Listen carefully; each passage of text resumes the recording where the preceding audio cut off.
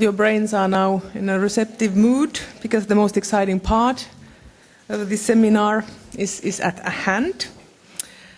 I will Daniel let to introduce himself. I'm sure he does it much more accurately than I could ever do. But I do want to say something about Daniel. During these years I've been doing this, I have met quite a many mindfulness teachers all over the world. Very respected people, and they are great, I'm not saying that. But I have to say that nobody has made me such an impact as Daniel has. This is why he is here today instead of someone else. Daniel's authenticity and presence are simply unique. So in my opinion, he's not best only to talk about and share these issues, but also to embody the presence, what it really means to be present, what it really means to live mindfully. So it's my deep happiness and honor to welcome Daniel Rechtschaffen on the stage. Please, Daniel.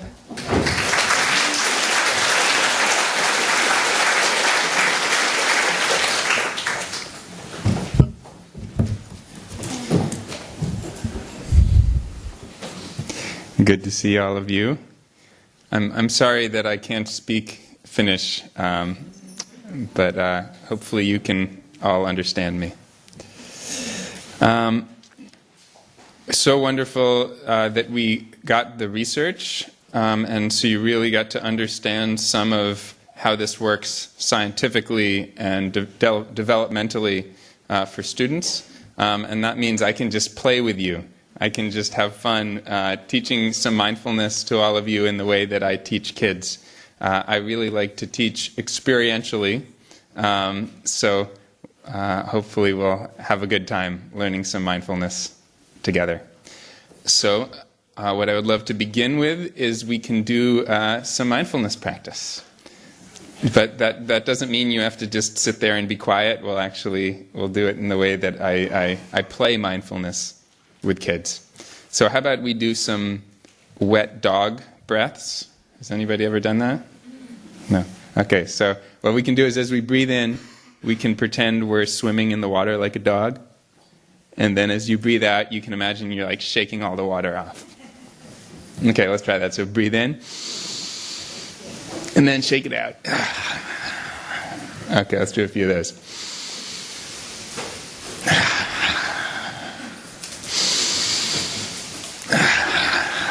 How about some wood chopping breaths? Breathe in, breathe out.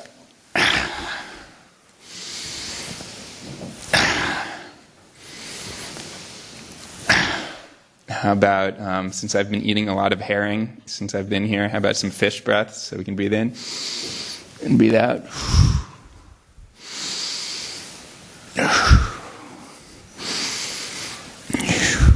And again, since we're in Finland, we could do some sauna breaths.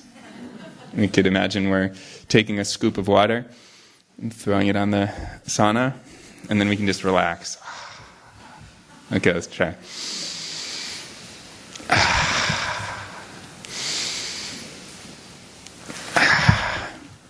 And now how about we just sit really still, so you can just let your body be really still. And just see if you can feel your breath in your body. And even though you're trying to sit really still, see if you can feel how your body moves as you breathe.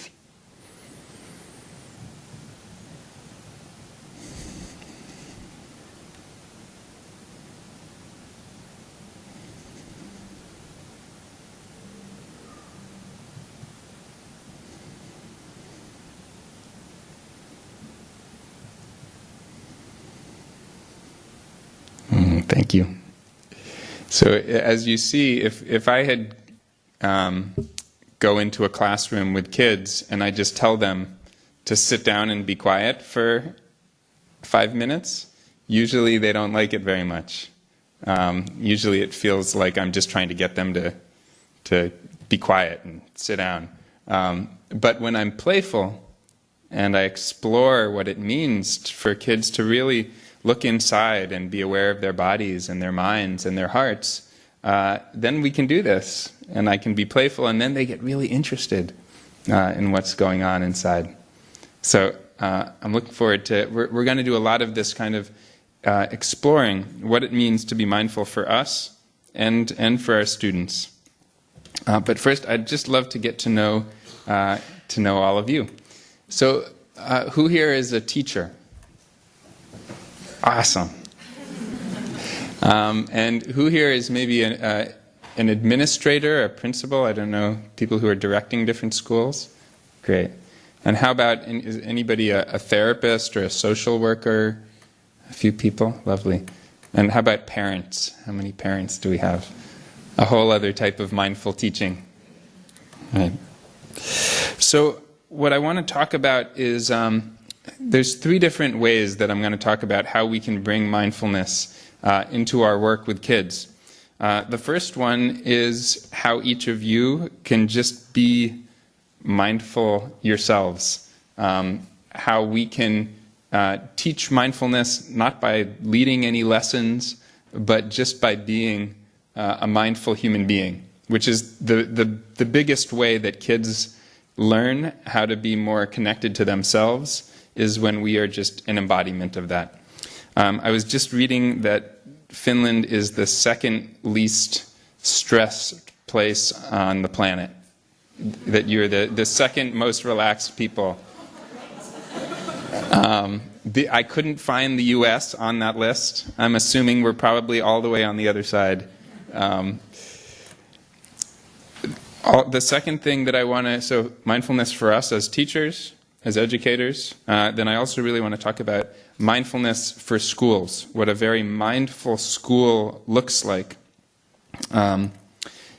In the US, we all are looking to you. We're looking to Finland because we've all heard the amazing research about how you all are creating such mindful schools already. When I look at the ways that the Finnish school system is set up, I'm pretty amazed. We have all of this research we do in the US about how important the health of the teachers and the students are, our happiness, our well-being, how important that is in order for kids to be able to learn. But we don't actually do much with that research. And it seems like the Finnish school systems has actually been listening to what the developmental psychology says for kids. So the way that you all are already attuning to the needs of the students is it's a mindful thing that your country's already doing. I was at dinner last night and ended up having a long conversation with somebody who, a Finnish man who was saying that he came through this school system and he wished that they had had more homework. I was very confused by that. Coming from a school system that we would just spend hours of homework and it was just always, so much testing and there was so much stress. And I had an experience for myself as a kid when I was in school where at one point we had maybe 30 kids in the classroom and the teacher asked us all to put numbers on our tests when we put them in for her to grade because she couldn't remember our names and she remembered us by our numbers. And for me that was that sticks in my mind of the American school system, was that I was a number rather than a human being. And so I feel that's something that at least when I look to all of you, it's a very human form of education. And then mindfulness for students, that's the third thing that we're talking about. And again, in the research I've done is that Finnish students are already some of the most happy, are also doing, on the scores for academics, are already doing pretty amazingly. So basically the question is, why am I talking to you all? Why aren't you all, maybe you should all talk to me about what you're doing. So I'm honored to get to bring mindfulness to a school system that I find to be already profoundly mindful in what you're doing. one of the way that I came to teaching mindfulness to kids was as a school therapist. So about 15 years ago, I was working in schools in California where I live, and the kids have incredibly high levels of stress, showing a lot of depression, anxiety, attention deficit issues. And I had these strange parents when I was growing up who taught me mindfulness practices for my own emotional difficulties. So I learned when I was very young. But when I started teaching mindfulness to kids in my therapy office, I didn't know if anybody else other than my strange parents had ever taught kids mindfulness. So I was just trying, seeing like, I wonder if this will help my kid with lots of anger management issues. And so I, for a couple of years, just by myself, was exploring, how will this help kids? And I had to learn the hard way which type of lessons would kids think were boring, and which ones, how to make it fun, how to make it interesting. And then a big kind of movement in the United States about 10 years ago of mindfulness in schools started, and I felt really lucky to be right in the beginning of getting to be in lots of different schools and consulting with school systems and training teachers and creating different curriculum to help schools develop mindfulness. So for me, one of the reasons as a therapist, as somebody who comes from a psychology model, one of the reasons that I think ways that I can help the Finnish school system is when I have a client who comes into my office, often it's when they're in a crisis. And in the United States, there's more of a crisis in the schools. And very often school systems call me in because there's so much stress, there's so much violence, there's so much difficulty that a lot of what I'm doing is just trying to get kids to feel safe enough, to get the school system to feel calm enough, to feel open-hearted enough, even just for them to learn. So most teachers in the US feel like, most of their job is actually kind of like a social worker, just to get the kids. Some kids don't come in, they haven't eaten food, they have lots of trauma. So a lot of the teachers are really needing to do so much around the emotional health of the kids just to get the kids ready to be able to learn. And I'm sure you all struggle with some of that as well. But what I see as the Finnish schools, since you already have, from my perspective, a pretty healthy education system, for me, if a client comes into my office and they have a crisis, usually I help them feel more calm and present. But when I have a client come into my office who's already pretty healthy, that's when it gets really good. Because then we can go even deeper. We can start learning about what mindfulness can do to help us actually create meaning in our lives and to help us be happy and to connect with each other and to create a thriving culture. So I'm very interested to have this understanding of what the Finnish schools will do with mindfulness, because I think it could be even farther ahead than what I do often in the United States, which is often, as I was saying, a bit of crisis management. So what I would love to begin with is talking about how mindfulness can help you all with your stress, with your daily life, for embodying this for your kids. I would love to see, I always teach with a lot of group participation, so hopefully you'll play along with me. I'm interested in all of your stress levels.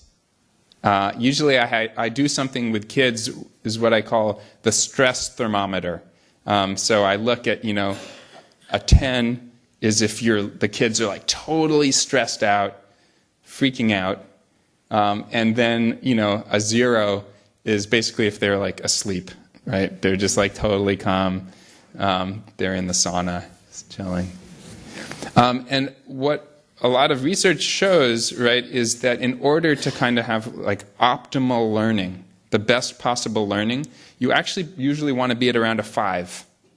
You want to be somewhere in the middle, right? So if there's actually such thing as good stress. There's good stress and bad stress, right? So in order to learn, to be engaged, we need to have some sense of energy. But we don't want too much energy. if we get up to an 8 or a 9 or a 10 on the stress scale, then the nervous system gets really tight, and the brain doesn't work as well, right? But also, if you're too relaxed, it's too easy, then it's the same. So what I'm interested with kids, I get them to start learning where they are on that stress scale. So they can actually feel in their bodies, and we'll go through this, how you do this. If they feel like they're at a 6, a 7, then they have certain practices that they learn to help bring them back down to a 5. Or if they're too kind of exhausted, you probably see this in your students. Sometimes kids, there's so much thoughts, there's so much energy that they're kind of bouncing out of their chair. That's when they're up at a kind of 8 or a 9, which is called hyper-arousal, right? They're kind of hyper. And then there's other kids that are kind of sitting at their desk like that, and that's hypo-arousal, right? They're kind of like, you need to kind of bring some energy in. So I do a lot of techniques with them. What do you do if you need to bring more energy, more attention? What do you need to do if you need a little bit less energy to actually relax, right? So I'm really interested, before I give them the tools, they actually need to be able to track what's happening in their bodies to feel, I'm at a 3, I'm a little bit sluggish. Usually we don't know. Usually we're maybe stressed, but we don't even notice we're stressed. Sometimes we can be at like an 8 or a 9 level for most of our lives and not even notice how stressed we are until we are on vacation and we're like, whoa, I was holding a lot. So what I would love for you, and I've been doing this, I've been traveling all over the world, doing a lot of teaching recently, and I've been doing this with different places and getting to see how stressed people are in different areas. So I'd be interested to see. So right now, if I was just standing like this, I would be maybe a 5. If I was maybe a 6, I'd be kind of like this. If I was a 7, like that, 8, 9, 10.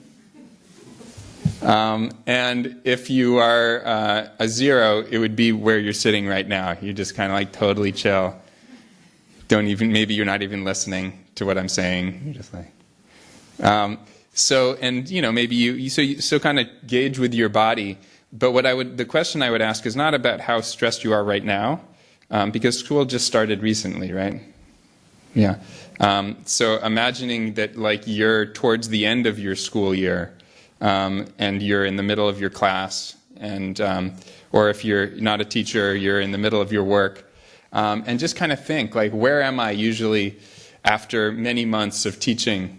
Am I at a 5 where I'm just, attentive and engaged but relaxed? That would be that's your ideal. Like, you're very attuned, you're very present, but you're chill, But if you're like, oh my God, there's so much to do, right? So just kind of gauge, maybe just kind of look inside yourself for a second and think, towards the end of the school year, once I've been teaching all year, where do I usually feel on that scale between like just totally like relaxed and not even caring, or totally stressed on the top, or somewhere in between? So just kind of think. And then I would love to see, maybe if folks would stand up or sit down and just kind of show me where are you usually when you're teaching on that stress scale?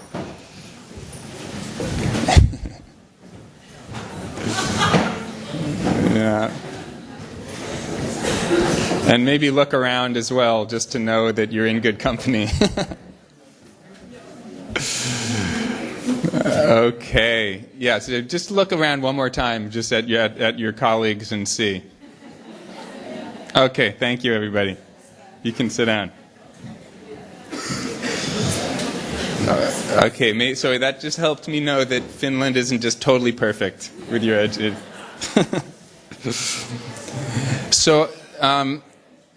So what I would love to do then is just talk a bit about, since I know that mindfulness can be helpful for you, right? So this is one aspect, the stress level. And this is really how Jon Kabat-Zinn, who is really the kind of father of mindfulness in kind of the medical world, right? So what he really did, which was amazing, is he went more than 30 years ago in the UMass Medical Center, so in Massachusetts in the United States. He asked if they could start teaching an 8-week mindfulness course to medical patients. And at that time, 30 years ago, mindfulness was even more of this kind of strange thing than it is now. And the doctors were like, how could that help? How could just sitting and breathing and noticing what's happening inside of you, how could that ever help? So after much asking, finally they said, okay, we'll give you what they call treatment-resistant patients. So people that the doctors had been trying to help, but they had no idea what to do with. So people with chronic stress and different types of aches and pains that the doctors were like, we don't know what to do with them. They gave all those people to John. And John did the very simple practices that I'll do with you all today, which were just breathing, being aware of what's happening in the body, slow walking, just kind of slowing down and noticing what's inside. And somehow, seemingly magically, all of these amazing results happened, right? People had less pain, less emotional difficulties. Now it looks like the mindfulness-based cognitive therapy, which is just mindfulness, seems to work better than antidepressants for long-term depression. There's even genetic research going on about how it looks like mindfulness could help us live longer because it keeps the ends of the chromosomes strong. There's all this amazing research now. And the basic reason that it works, I'll use a personal example of how mindfulness was really helpful for me. I had a lower back injury many years ago. And what it turns out is that if you have a kind of back spasm, there's something happening in your back, but usually what ends up happening is if you get afraid that you're going to have another back spasm, that fear actually creates a back spasm. So what ends up happening is you have some type of pain, and then you have like a second pain on top of it, right? So what mindfulness can do is it takes this fear. You're able to notice the fear in the mind and breathe with it and be present with it, and you're able to actually work with your mind so this one isn't all clamped down. So I was able to kind of relax it and just kind of feel more like trusting. And when that happens, this part can actually heal, right? So it doesn't get rid of this, right? This pain is still there. But when you have this pain over that one, it doesn't heal as quickly. So again and again, mindfulness shows this with chronic pain, with lots of ways. You actually do this thing which is a little counterintuitive, that with mindfulness you actually bring your awareness into whether it's difficult emotions or pain or awareness of difficulties in the world. You actually kind of show up with greater attention and more of an open heart.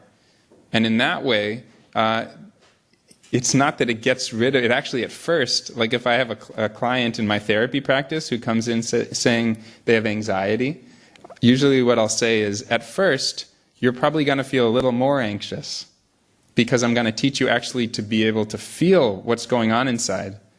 But pretty soon after that, you're going to feel a lot less anxious. Because once you befriend the feelings inside, it has this amazing way of relaxing. We're kind of not fighting ourselves or fighting our experience. Right? So this is how it's really helpful for us as teachers. A metaphor that I like to use for kids and for adults is the idea that my mind is like a big bus. Did the movie what's it called? There's a kids movie recently that was made that was very beautiful, showing all the different emotions inside. Inside Out. Thank you. That's come here? Yeah. So this is a beautiful example of what I like to think of is like a bus. So my mind is like a bus. And there's all these different characters on the bus. It's almost like I have my own school class in my bus, in my mind. And what I hope for is to have my mindful adult consciousness, my open heart, my focus, driving the bus. Right? And there's all of the other parts of me that are on this bus. And sometimes what happens is these other parts, they grab the wheel. Does anybody ever notice that? Right? So I have like my teenage self that's still a little anxious and like worried about what other people think about me. Sometimes that part grabs the wheel. And so if I'm living my life with my friends or in front of my class, like something, since I have this very interesting job where I travel all over the place, so sometimes I'm teaching adults like you, and sometimes I'm teaching maybe a whole assembly of teenagers, right?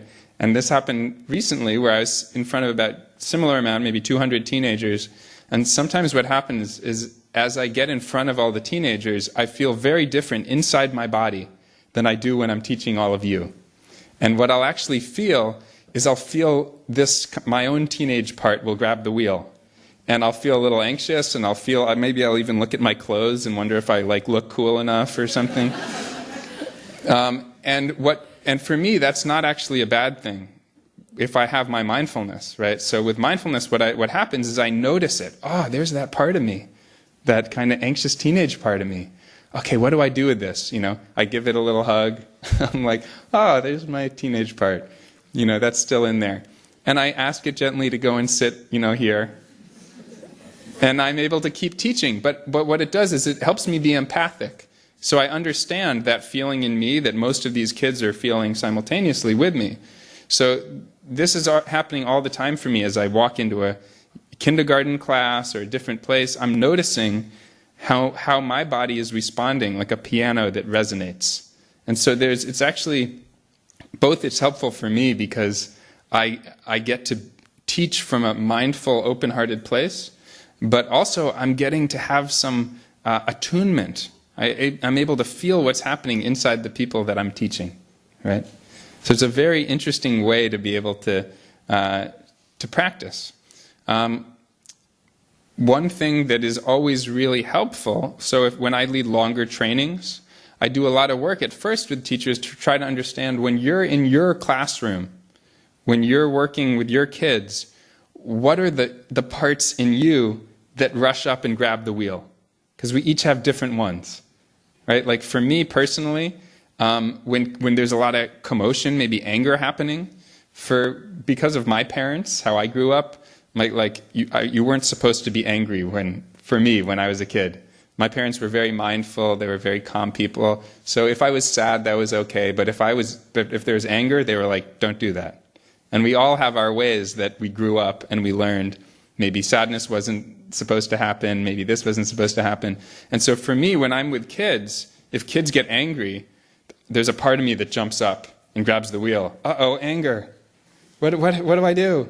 And I really have to work with it. Oh, it's okay.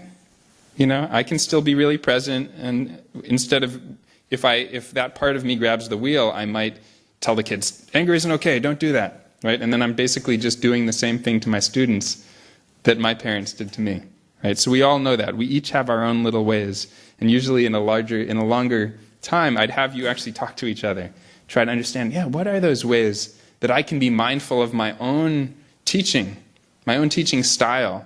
And that's where mindfulness comes in beautifully for us. How do we teach always from this place where we're really the adult, open-hearted, mindful self, rather than the different parts?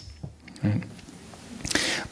I've done a bunch of year-long trainings where I take teachers through a year-long process of both first being conscious of themselves and then learning how to teach kids. So usually when I do that, as well as when a school comes to me and says, we want to create a more mindful school, what I always say is, okay, let's do it, but the first step is I'm going to spend the first year not teaching the kids mindfulness at all.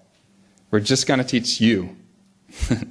And sometimes they get it, and they're excited, and sometimes they're like, what are you talking about? We just want our kids to be calm and to focus. And so for me, that's difficult, right? Because I don't want this to be a kind of behavioral modification where we're just trying to get kids to be calm and listen, especially in the US where I am, where I don't agree with a lot of the educational paradigm. I don't want it to be that the kids just need to sit in their chairs and listen, and mindfulness is just going to help them sit there and not be rambunctious. So I'm really interested, okay, if you're interested in mindfulness, let's learn this ourselves. And in this year-long training that I've done research on it, and the first 6 months of this year-long, we didn't teach them any mindfulness for the kids. We just taught them how to be mindful themselves.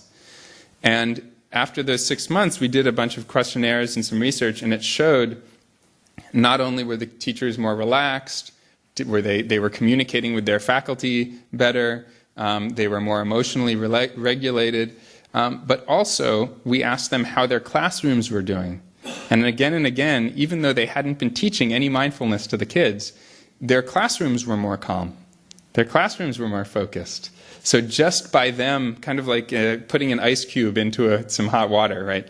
Just by you going in with your calmness, it relaxes the room. So when you're a stressed out teacher, your kids feel a little more stressed out, right? When you're more relaxed and present, your kids are more relaxed and present.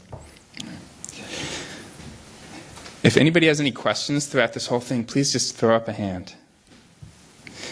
And we will have time at the end. So this is the first part. How do we as teachers, how are we mindful?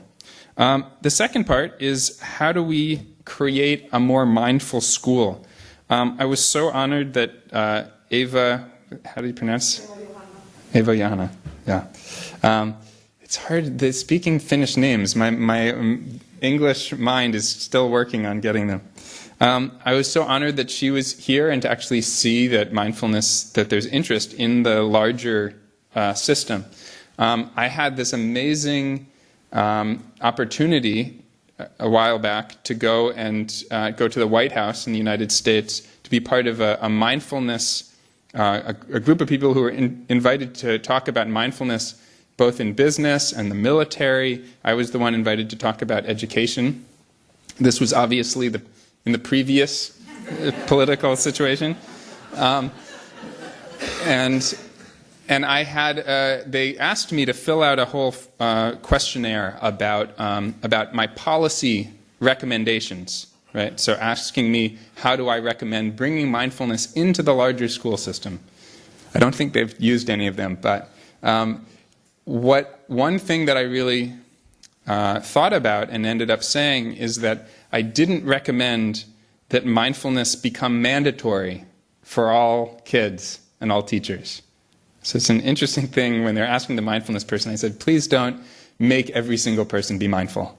That's not a very mindful thing to do, is to force everybody to sit down with their eyes closed and practice mindfulness.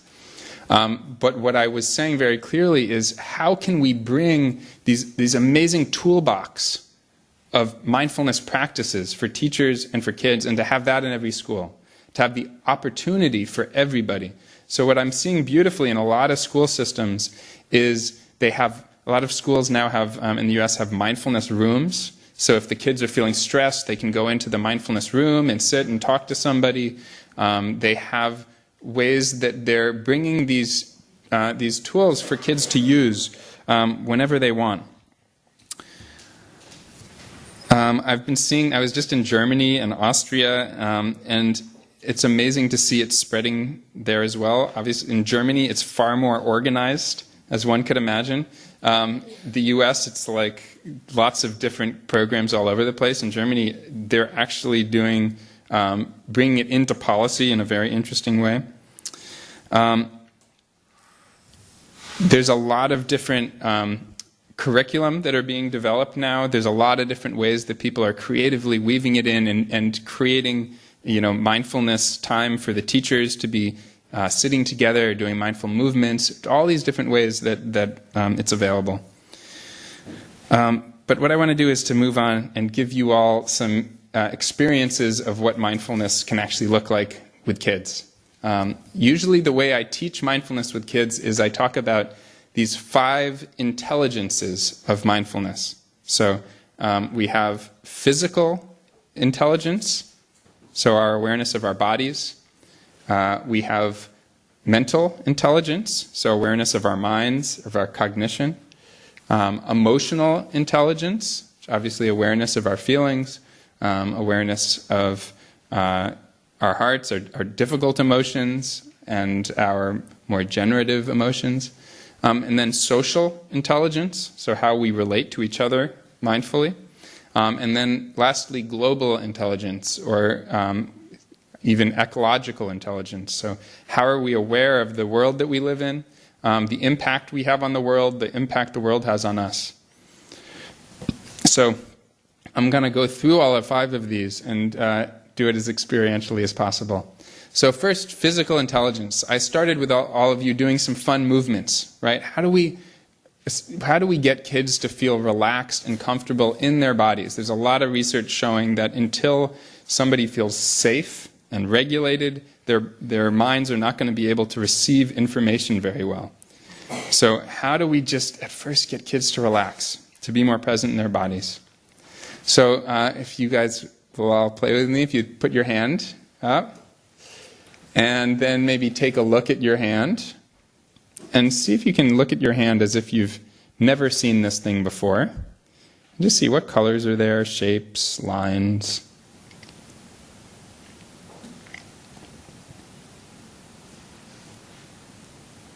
And then, if you let your eyes close,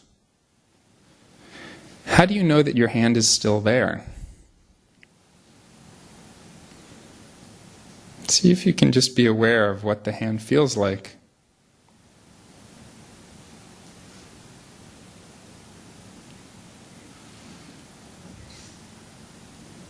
Okay, you can let your eyes open. And for some kids, they might not really feel much, so we could put some more sensations in there. How about we blow on our hands? Or give your hand a little massage. And just see what it feels like. Maybe flap it around a little. And you could let your eyes close again and just see what you feel there.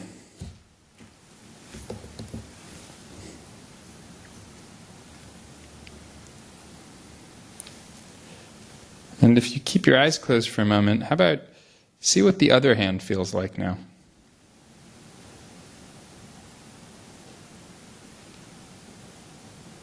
And how about both hands? See if you can feel the sensations in both hands at the same time.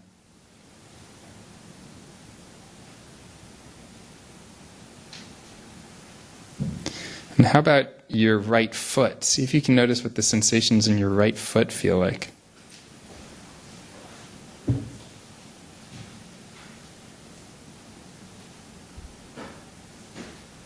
And how about the left foot? See what the sensations in the left foot are like.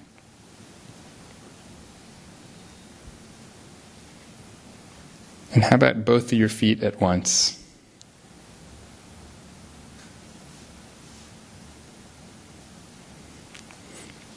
And how about both of your feet and both of your hands?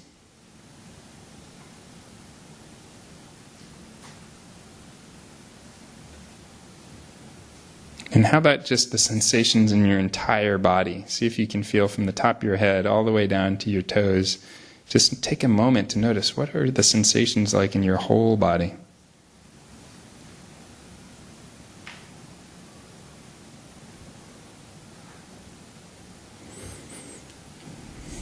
Okay, thank you. Letting your eyes open. Anybody willing to say what sensations you feel in your body? You just yell them out.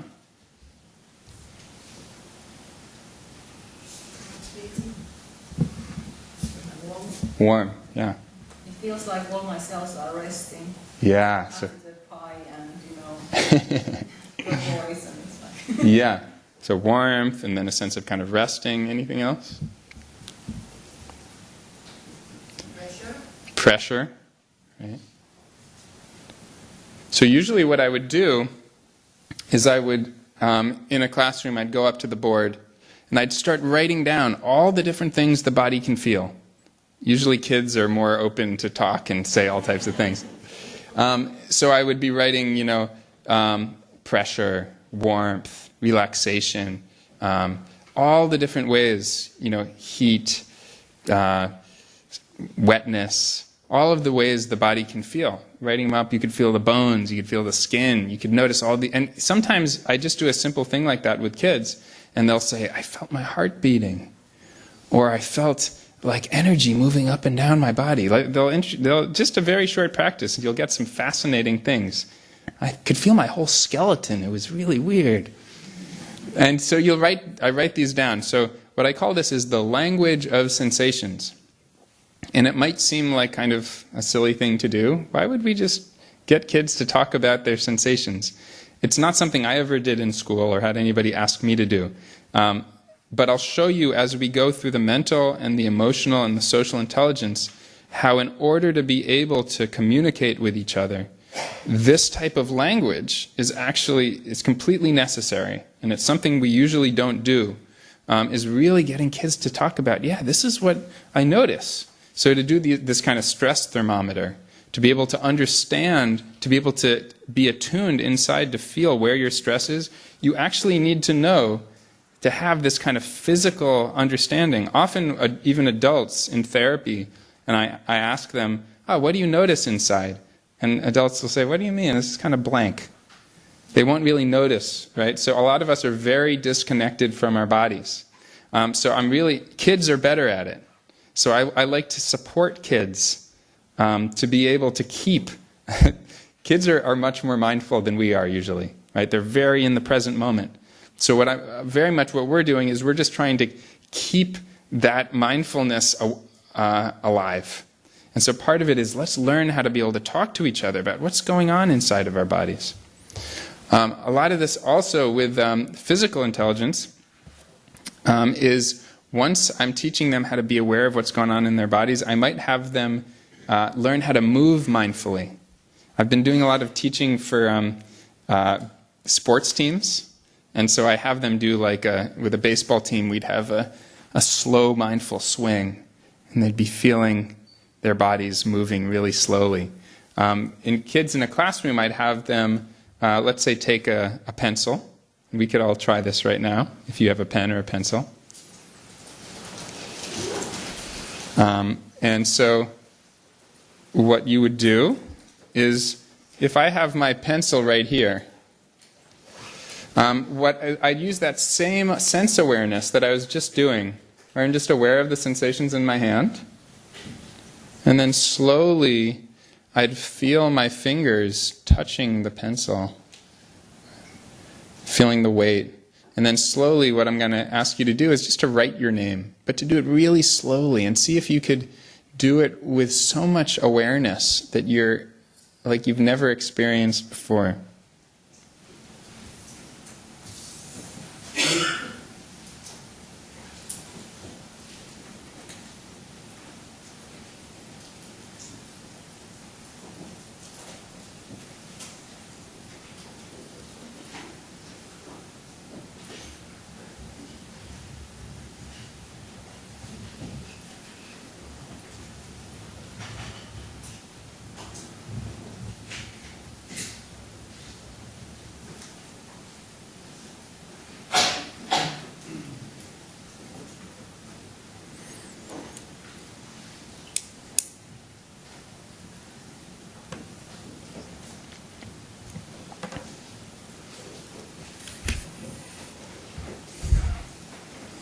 Anybody notice anything?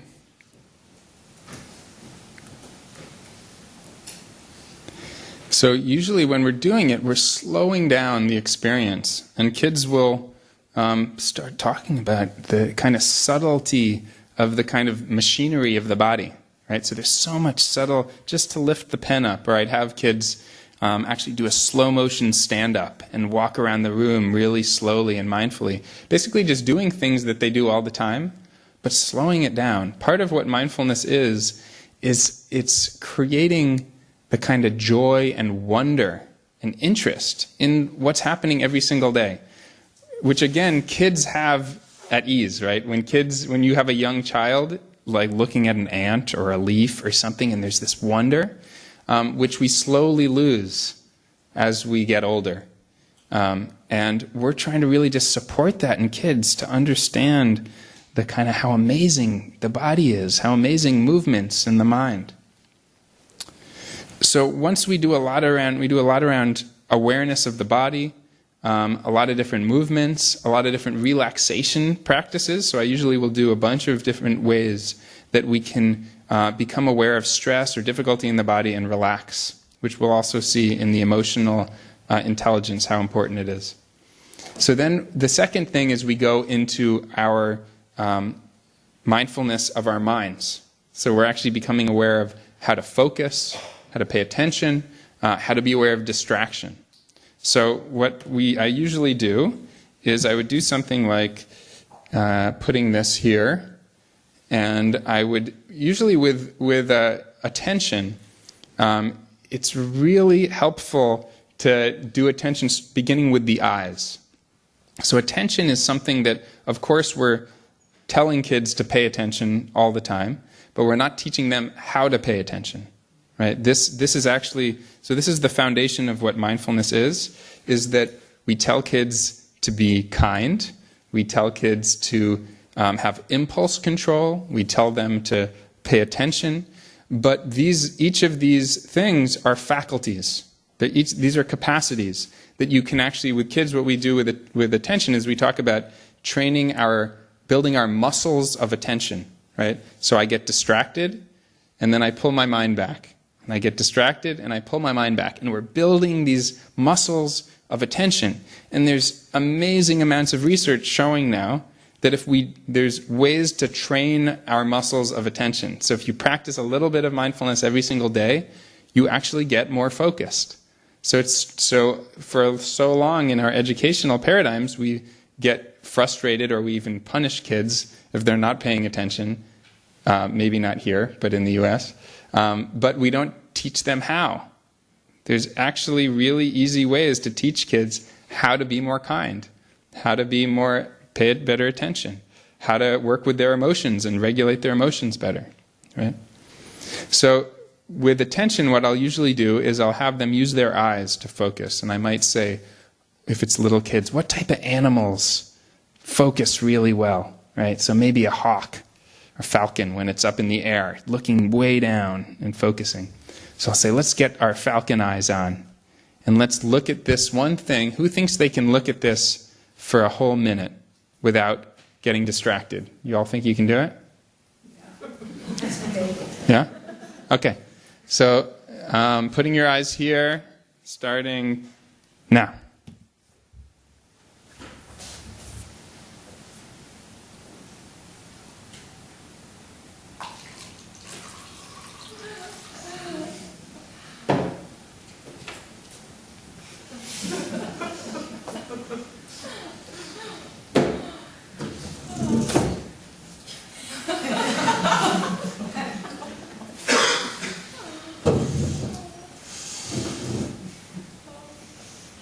Okay, who was able to stay focused? Yeah. So my eyes were focused, but my mind. And so what he just said is something that I love when we were actually having a discussion earlier about one of my favorite things about teaching mindfulness is almost every time it turns into kind of like a philosophy discussion, right? So the kids will say, hey, I was my eyes were staying there, but I was thinking about something else. Or I saw you in the corner of my eye, but I was able to keep my eyes on it. And they're saying, was I distracted? And so I'll say, well, I'm not like the mindfulness police. I don't say like you were doing it right and you were doing it wrong. I'm actually interested in the conversation. So like, what is attention? What is distraction? And we can do a lot of discussion about neuroscience with the kids. What's happening in our minds, right? What is this capacity to focus? And then the kids get really interested in like, yeah, what was that? We'll talk about thoughts in a moment, about being distracted by our own thoughts. What is a thought? What is this? So it becomes a great opportunity to talk about our minds. So we were just using our eyes to focus. Another way that we focus a lot with our mindfulness practice is with our breath. So if you'd all take a hand and put it on your stomach. And one of the reasons that often mindfulness is done with breath. One of the reasons is that if you notice your breath, it happens manually, right? You can actually manipulate it, so you can take long breaths or short breaths, but it also happens automatically, right? So when you're sleeping, it just happens, right? You don't have to think about it. So it's the only organ that you can actually manipulate manually and also happens automatically. So it's this very interesting thing. Whereas if you just kind of notice your breath and feel it in the stomach for a moment, you can see if you can just let it be natural. So you don't try to make it a specific way. But at the same time, you could if you wanted. So it's in between conscious and unconscious.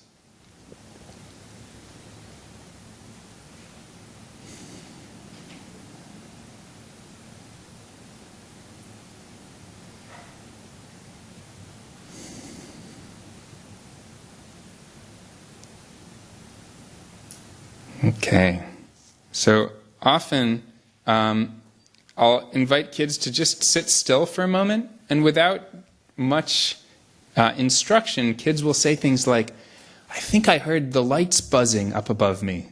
And I'll say, "Well, you've been in this classroom for, 5 months. Have you ever noticed that before?" And they'll say, "No." And for me, that's a great way. Before, as you'll see, I haven't given you a definition of what mindfulness is yet. With kids, I usually don't like to give a definition. Because if I say to kids, mindfulness means paying attention and being happy, then after we do it, and I say, "How was that?" They might say, "Oh, I was paying attention and I was feeling very happy." And then I would have no idea how it actually was for them, right? And the amazing thing about mindfulness, what it is for me, is it's an inquiry. I'm actually getting to know what's happening inside. So if a student says to me after we've practiced like that, just for a moment, I said, "How was that for you?" And the student said, "Oh, I felt like really uncomfortable and angry." My answer would be, "Wow, you were practicing mindfulness really good. You really noticed all that." Right? So I'm interested not in the right answer, but the true answer. What's really going on in there? "Oh, wow, you stopped for a moment and breathed and you felt anger inside? That's interesting. Let's explore. Why do you think that is? What's going on?" Right? So what we're doing with that is sometimes I call this the anchor breath, like a boat with its anchor. So even if the waves are all shaky up top, deep down below the ocean, you can feel your breath, and you can feel this kind of calm water deep down, right? So what I'll often do then is I'll say to my classroom, and you all are at my classroom, I'll say, "Who thinks they can do the anchor breath well enough that if I tried to distract you, you wouldn't get distracted?" Does anybody here think they could do it? I might have to pick you, Sala. Will you be my person? You can just sit where you are, and just to breathe, and I'm going to try to distract you. Okay? Okay, put up your hand when you feel like you're really focused. And you're really focusing on your breath.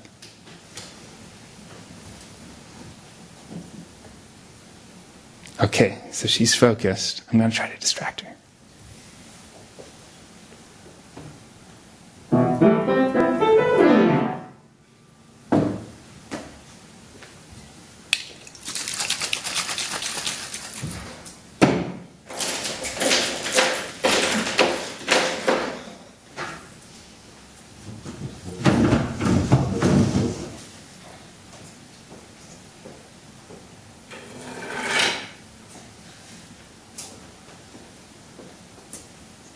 Okay, good job. So even if the kid kind of looks at me a couple times, I'll say, "Wow, you only looked twice. I was making so many silly noises." And sometimes when kids laugh, because I saw I got you for a second with the laughter, usually what I'll say is, you can't do it wrong, right? So with a kid, I'll say, if you notice yourself laughing, this might happen if you try to teach mindfulness to your kids. They might start kind of giggling a little because it's a little odd. And you could just say, "Okay, if you notice laughter, see what it feels like. See what that laughter feels like." Usually the kids will stop laughing when you say that. But what you get in these really interesting conversations where they're like, "Oh yeah, I was feeling all this energy in my body, and I was trying to keep it down. Like, oh, wow, yeah, let's talk about that energy. Let's talk about, this is basically, we're beginning to get into impulse control, right? So a kid will say, I heard you opening the door, and I felt my body wanting to move. And I'll say, wow, how did you do it? How did you keep yourself from moving? You'd say, like, I grabbed the bottom of the chair, and I breathed. And I was like, oh, did it work? Right? So just really learning, okay, what is this inner, this distraction and this impulse control? Usually after I do something like this, I'll ask the other kids who wants to do it. And kids usually really like the distraction game. They like to try to get distracted. And they're really getting to understand what is attention and distraction, even very young kids. And then usually I'll say, who wants to be my distractor assistant? And the kids really want to help distract the other kids. So usually I'll choose the kid in the class who's like the most distracting, right? So I'll get that kid up and he'll making noise and trying to distract, maybe telling jokes, trying to get the kids to laugh, which I love because what ends up happening is then you have this experience that you're playing with, which is always happening, right? So there's the kids who are kind of dysregulated and always wanting to distract the other kids, and then there's the other kids who are trying to pay attention. And you start getting them to experience it and get to have a real discussion of what happens inside when we want to distract other kids or when we're getting distracted. How can we work with that inside our bodies? Right? The other big distraction that's even more distracting than kids is our own minds. Right? So when I first started doing this work, I was talking with John Kabat-Zinn about it, and he was saying, we were having a discussion from kind of like a developmental psychology level, and he was saying, I don't know when you can start to have kids gain what's called metacognition, right? When can kids begin to learn to be aware of their own thinking process? Which what I know of the Finnish school systems, you all do very well, right? So self-evaluation, really understanding how, not just getting them to learn, but understanding how they learn, right? So how can we get kids to be able to understand their own thinking process? So what we've gotten to see is, for me, with very young kids, maybe even 6 or 7 years old, we do something where we teach them to be aware of when a thought is happening. And so really young kids can start becoming aware of this. One of the huge things around this, around emotional regulation or emotional intelligence, is a lot of anxiety and depression disorders. People are starting to begin to talk about them more as thinking disorders than emotional disorders. Because when we're caught in an anxious thought or a depression thought, what usually we learn is if you can break that thought, it actually can bring us to a greater experience of balance, right? So this is the beginning. We'll get to the emotional intelligence, but with the mental intelligence, we're first needing to just be able to be aware of our thinking, right? So if you'd all take your hands and put it on your stomach one more time. And what I'm going to invite you to do is, I call this popcorn thoughts. So our minds, they're like popcorn makers, but instead of making popcorn, they make thoughts, right? It's just the way they are, right? So what I want you to do is just try to focus on your breathing, just noticing the feeling of the breath going in and out. And this is where physical intelligence is important, because we're actually feeling what it feels like physically for the breath to go in and out. And whenever you notice that you're thinking, that you're distracted, that you're thinking about saying, lift your hand up in the air. And you can just lift it all the way up. And then bring it back down to your stomach and try to focus on the breath again. And every time a thought distracts you, just pop it up into the air. And then bring it back down to your stomach to feel the breath again.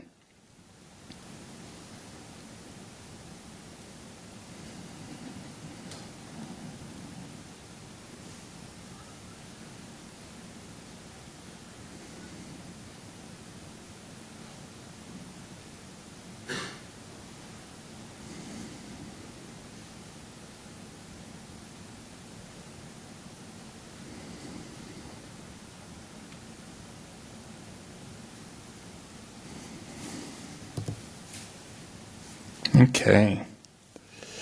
So it's always interesting for me to open my eyes and get to look, and it really does kind of look like a popcorn maker. There's just everywhere. Everybody's hands are going up. What did anybody want to say what they noticed as you were doing that? Yeah. It's interesting to have thoughts that, actually I'm not having any thoughts, and then you understand. Yeah. The same. So that's the same thing.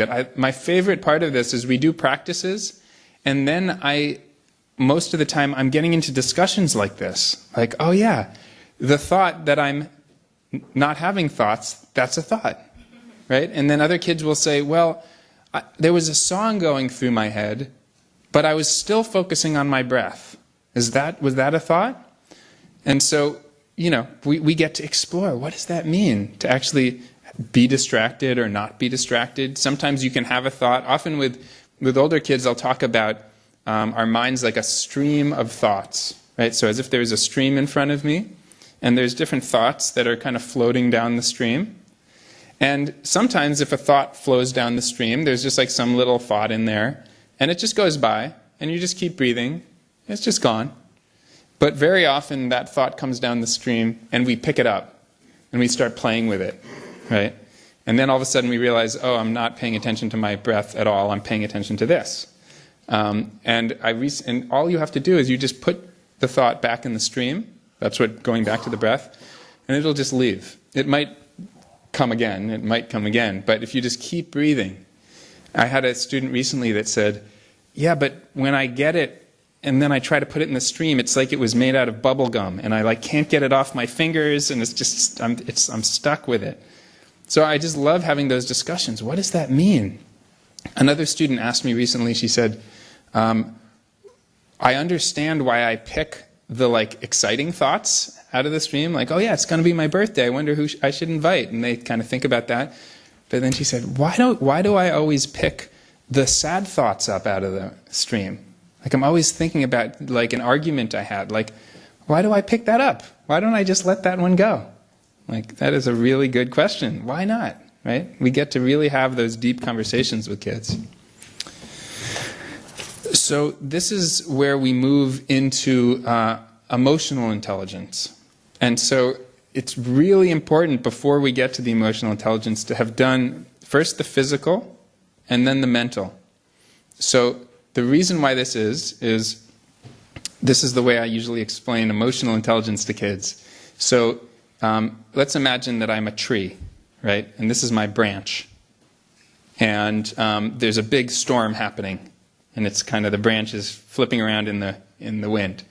And this is very similar as if I'm thinking about the argument I had with my best friend. And I'm thinking, I can't believe he said that. Next time I see him, I'm going to do this. And it's kind of like a hamster wheel. Has anybody ever noticed this in your mind when you have something you're upset at and it just goes over and over again?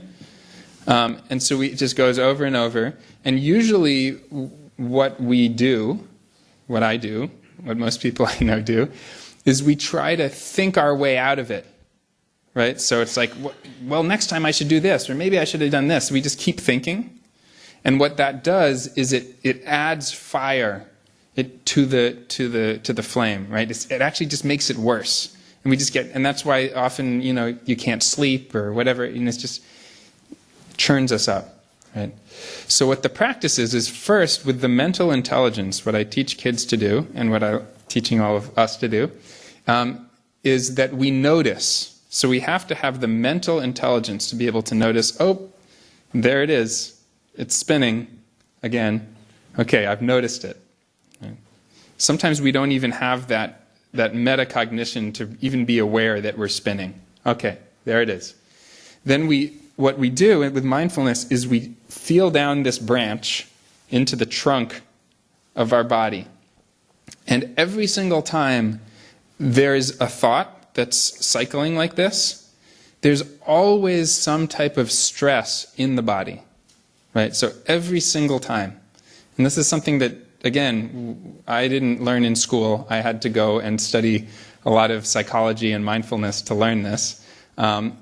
Every single time the mind is spinning, if you're really aware of what's happening in the body. Maybe your stomach is really tight, or your jaw is tight, or there's discomfort in the heart, or there's some kind of tightness or discomfort somewhere in the body. And so what happens is, if you're able to notice the thought and then kind of feel down, okay, where is this in my body? When you can locate it, let's say my heart is kind of aching, what I can do is I can bring this kind of mindful awareness, just like we were doing, and some mindful self-compassion. So just thinking, my heart's hurting. Just like you'd pick up a little kid who is crying, just kind of hold them. The kid is sad, they need some love, right? As teachers, we know, right? We as teachers, often it's easier to do this for a kid who's upset than it is for ourselves, right? So you're like, okay, my mind is spinning. There's this kind of little kid in my heart that's upset. Can I just send it some compassion, feel the sensations, right? And so this is the mind. This is the deep path of mindfulness right here. And if everybody learned this, the world would be a completely different place, right? Usually what ends up happening is, if you feel, from my experience, when I'm really focusing, usually what happens first is something happens in my body, right? I feel anxious, I feel sad, whatever happens, and then I start thinking about it. Usually we notice the thought first, but if you really slow it down, it usually starts in the body, right? So there's anxiousness, there's some type of stress, and then we try to fix it with our minds. And when we try to fix it with our minds, the way we usually try to fix it is we usually start by blaming, right? If only that person would do it differently.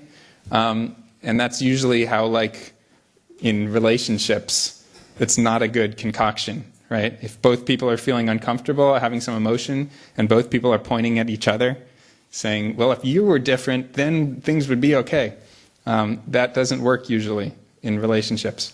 But what ends up happening is, if both people in the relationship can actually feel into their bodies, I feel a little bit sad, right? I feel a little anxious, right? We're being aware of this part on the bus that's grabbed the wheel. There's this part of me that just grabbed the wheel, right? And just being able to speak to that, it diffuses the situation. So usually what we do is either we blame out or we blame in, right? So I can't believe I'm like this, right? We're very self-critical, or we're externally critical. Rather than what we do with mindfulness is beginning by just feeling it. I feel kind of sad. Let me just notice it, breathe with it. And the amazing thing, just like as I was saying, my back injury, if we stop thinking about it and just worrying about it, then usually once we just feel the sadness or feel the anxiousness, it's a little uncomfortable, but it relaxes. Once we've given some kind of attention to it, like a kid who's sad and we just give them some kind of attention, they calm down. It's the same within ourselves. If you give yourself some kind of attention, our nervous system relaxes. Right? So this is really the kind of the jewel of mindfulness. If you can really do that, right? I do this a lot with kids in classrooms, so it's interesting to figure out how to do it. I do this with my therapy clients, and I can do more kind of pay attention to them. But I also do this in a whole classroom. So what I'll do in the classroom is maybe I'll use this kind of stress thermometer idea. And what I'll say to them is I'll have them, having checked into their body, see how much kind of stress they feel. And then I'll have them close their eyes, and maybe I'll have them picture something that's just a little bit stressful. So once we're entering the land of emotions, you also have to be really careful. Because I work with a lot of kids with trauma and deep stress. So I wouldn't just say to a kid, just be aware of something that's stressful, because they might picture something in the middle of class which is really, really difficult, right? So I would say, let's just picture something that's a little bit stressful, right? Maybe it's like you're about to do your piano recital. You have to play piano to a bunch of people, or whatever it is, something that might be a little stressful. So let's picture that. Well, first, let's just notice where you are in your stress thermometer and notice what you feel in the body. Now let's picture your piano recital and sitting in front of everybody, and you're about to put your fingers down on the keys. Okay, now what do you feel? Right? Oh, it's up from a 5 to a 7. Right? And what I'll teach them is doing different types of relaxation practices. So they can notice, oh, I'm at a 7. Okay, let's do some of like what I call the vacuum cleaner breath, which is where they breathe all their stress they breathe it into their belly, like it was a vacuum in there, and hold it there for a few seconds, and then just let it all go. There's a lot of great practices like that, which are like progressive relaxation tools. So teaching kids how to be capable of going up and down on this stress level, to notice when they're angry, and really, like maybe I'll say to them, let's imagine something you're a little angry about and tighten your whole body up and feel it, and then let's just let it all go. And really trying to get them to be able to see in the body what the emotions are like. Which again, I'm not sure in Finland, but most people in the US don't really have much of this capacity for this inner physical tracking of emotions. The other piece that I'm really interested in is, so we're working with emotional regulation, so how to be able to work with emotions that get uncomfortable, that make us lash out or get angry, but then we're also working with emotions like kindness, right, or a feeling of love or happiness. So how do we foster those emotions? How do we generate them? There's a lot of research out there that shows that practicing mindfulness regularly, just this very boring practice of just sitting and watching your breath, makes people more happy. It makes people more kind. It actually creates these very beautiful results. So I do a lot of practices with kids where I have them look at themselves and understand what type of qualities they want to develop more. And we have all these different practices where they're working with, maybe if they want to be more patient or they want to be more generous. And so there's a lot of practices, which I don't have the time to go into now, where we're strengthening these muscles, right? I'll do another practice with you, which is kind of connects these emotional intelligence practices to the social intelligence. A lot of times in mindfulness, we just focus on the first 3, right? Physical, mental, emotional. So we're just learning how to be more calm, more happy, more attentive, which are great. But I'm very interested how we can take mindfulness to create a more intelligent communication and understanding of our place in nature and our place in the world. So I'll show you how we do that. So the first step is we can do a little bit of what we call heartfulness practice rather than mindfulness practice, so focusing on the heart. With adults, with all of you, if we're doing heartfulness, if we're doing emotional intelligence, we're learning how to send compassion, how to generate compassion. And we can have our compassion towards ourselves, so self-compassion. And then we can also have our compassion to going out towards each other. With adults and with teachers, usually it's a lot easier to be compassionate to others. So I don't know if that's true here as well, but most teachers in the U.S., most adults in the U.S., if you picture a kid, then it's easy to think, to have kind of your heart open, right? But if you try to picture yourself and just send kindness to yourself, sometimes that can be a little harder. It's exactly opposite for little kids, right? Little kids, if you want them to send happy thoughts to themselves, that's really easy for them. But to have them try to be compassionate to others, not as easy, right? That's a lot of what we're teaching, right? Teaching empathy. But I'm going to teach this to you as if you're kids. So if you would all give yourself a big hug. And what we can do is we can send ourselves some kind wishes. So see if just for a moment, just feel your breath in your body. And you just kind of can see if you can just appreciate yourself a little bit. Appreciate yourself for putting in the time to come here.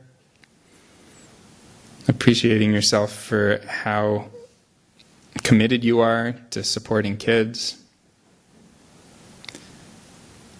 And you could just send yourself the kind wish of thinking, I hope that I am really healthy and strong. So see if you can wish that for yourself, like great health and strength.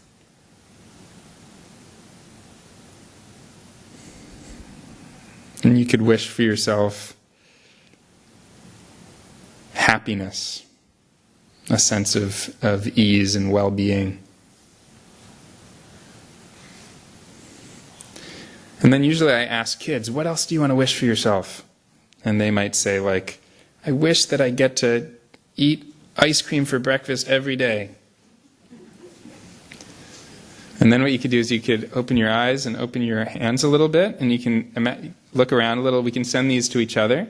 So sending some compassion, you can think, may you all be really healthy and strong.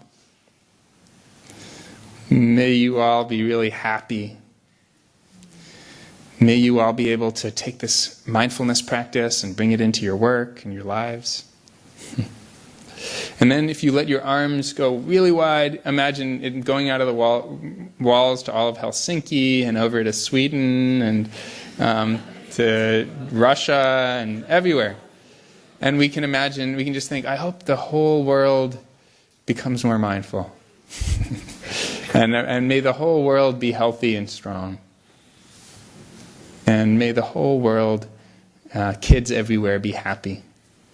And so then I would ask the kids, what else do you want to send to each other? What else do you want to send to the world? Right? And it gets very cute, what they say. So we're really working these muscles, right? We're working these muscles of how to be happy in ourselves, compassionate in ourselves, compassionate to others. So then we're in the realm of social intelligence. How can we take our mindfulness, take our inner awareness, and then learn how to communicate with each other really mindfully? How can we be aware also, something that research that's been being done recently that I find very profound is that they've found that when people practice mindfulness regularly, it actually limits bias and even limiting racism, right? So when they've done this research is when kids and adults are practicing really regularly, they're able to see things more clearly without all of the assumptions and biases that we usually develop. So this is something that I find very important. So like let's take a cup and put it here. Something I would do often with kids as a social intelligence practice is I would say, let's just for a couple minutes, if you all put your eyes on this, and instead of doing the mindfulness thing where you're not supposed to think about anything, see if you can let your mind think all the thoughts it has. So just like let your mind have all the associations and assumptions that it has, just for like a minute as you look at this cup.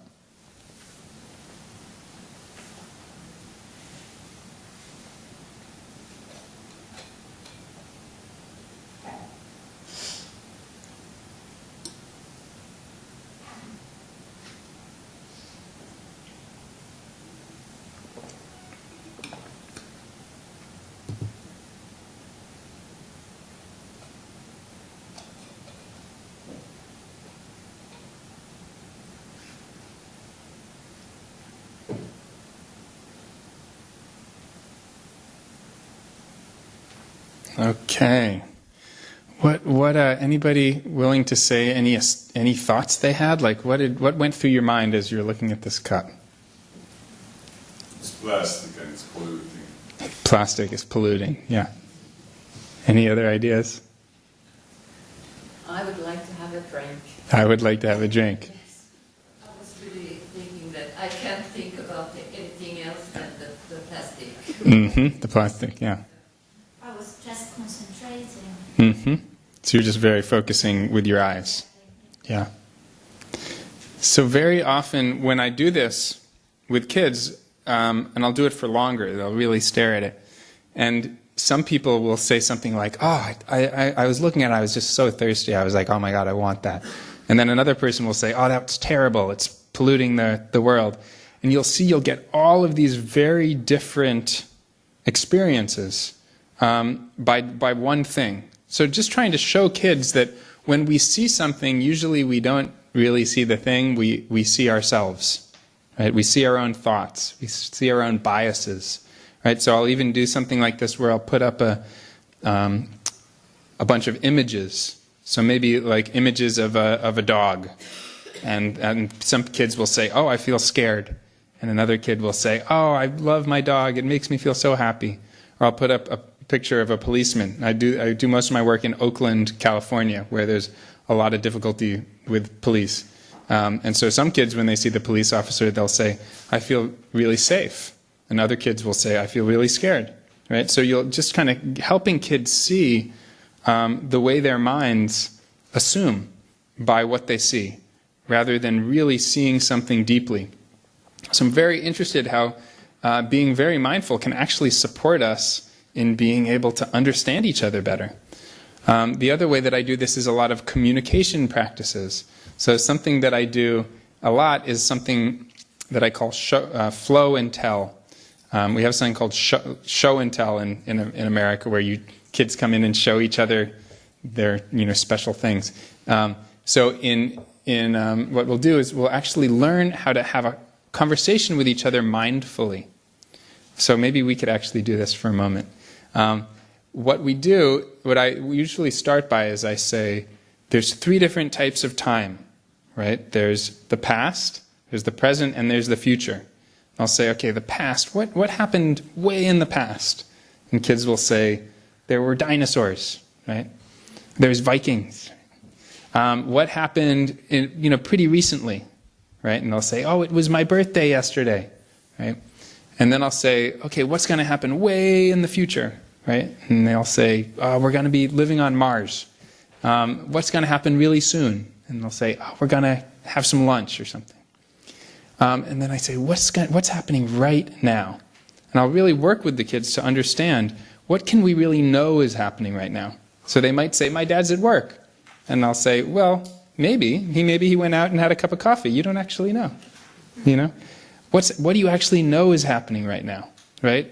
Okay, my hand is itching right now. I know that that's happening, right? I can see the color of that chair, right? What can I know right now in my body?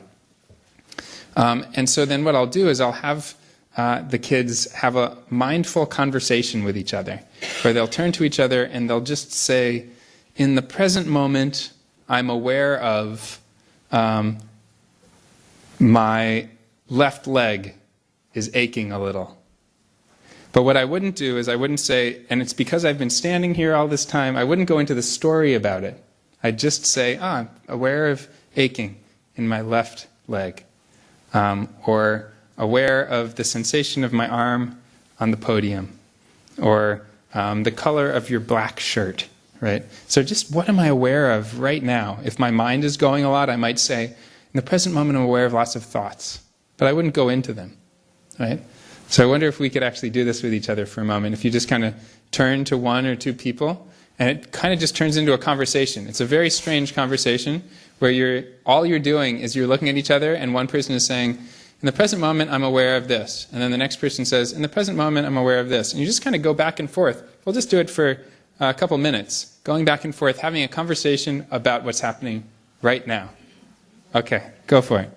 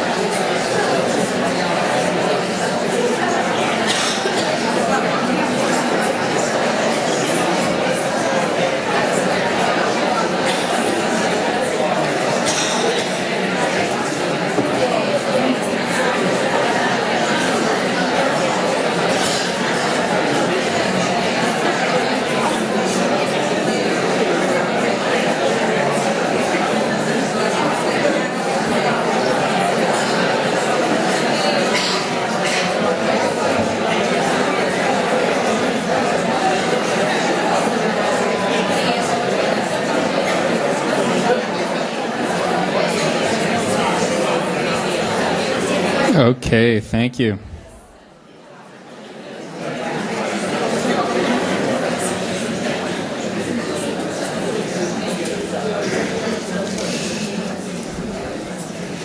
So it's kind of a strange way to talk to each other.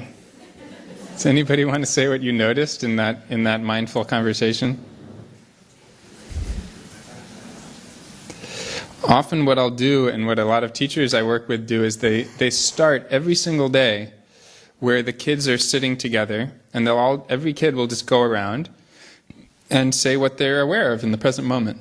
Right? So it becomes this really beautiful way where they're not telling a story, they're not kind of explaining anything, they're just saying, in the present moment. And you might do a specific type of present moment conversation. You might say, let's all go around and say where we are on the stress thermometer.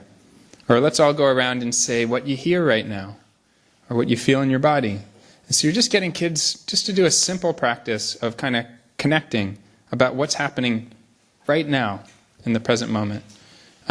It's strange that it's as difficult as it is for us just to talk to each other about what's happening right in the present moment.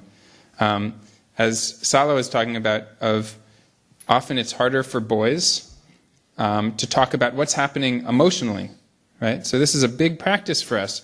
How do we make it okay in our school system for all of our kids just to be able to sit around and for one kid say, yeah, I'm feeling kind of sad right now. And for the other kids to just say, yeah, well, to be able to empathically respond. I also find teachers that I work with, often what they say that the kids respond the most to is when the teacher actually says to the kids, I'm noticing that I'm feeling kind of stressed right now. The way to do it that I find really helpful is with this bus metaphor.